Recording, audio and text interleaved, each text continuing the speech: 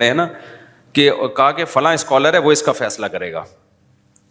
تو مجھے خیال ہوا میں نیچے اس میں لکھ دوں کہ وہ جب 3 کا پھڈا ہو جائے گا تو پھر ہم کہیں گے کہ چوتھا ہوگا جو ان کے تینوں کے درمیان کیا کرے گا فیصلہ, کیونکہ وہ تو بھی ایک فریق بن گئے نا.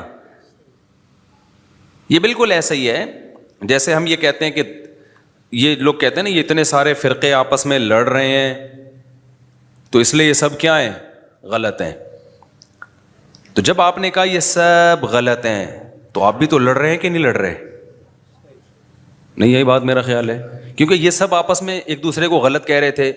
آپ نے کہا کہ یہ سب غلط ہیں تو سب غلط ہو کر ایک اور فرقہ وجود میں آ گیا تو آپ بھی اسی بیس پہ پھر آپ بھی غلط ہو گئے, کیونکہ جب یہ سب آپس میں لڑنے کی وجہ سے غلط ہیں تو پھر آپ بھی تو ان سب سے لڑنے کی وجہ سے آپ تو سب سے بڑے غلط ہو گئے کہ یہ تو پھر بھی کوئی ایک سے لڑ رہا ہوگا دوسرے کو سپورٹ کر رہا ہوگا.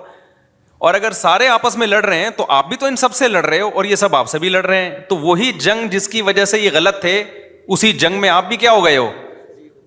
تو یہ جو منجن بکھ رہا ہے نا کہ سارے فرقوں کو ختم کر کے لڑائی ختم کرنی ہے, یہ منجن ہی غلط ہے. یہ لڑائی قیامت تک ختم نہیں ہو سکتی, کیونکہ ان فرقوں سے ہٹ کر ذرا اوپر جاؤ. یہ تو قرآن و سنت کا سہارا لیتے ہیں نا.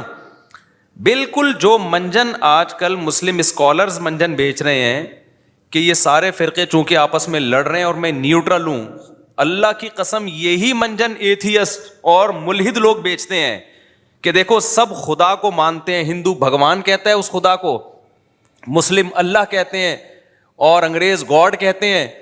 خدا کو ماننے والوں میں کتنے فرقے آپس میں بنے ہوئے ہیں. ایک کہتا ہے اللہ نے 1.25 لاکھ پیغمبر بھیجے, دوسرا کہتا ہے کوئی پیغمبر نہیں بھیجا.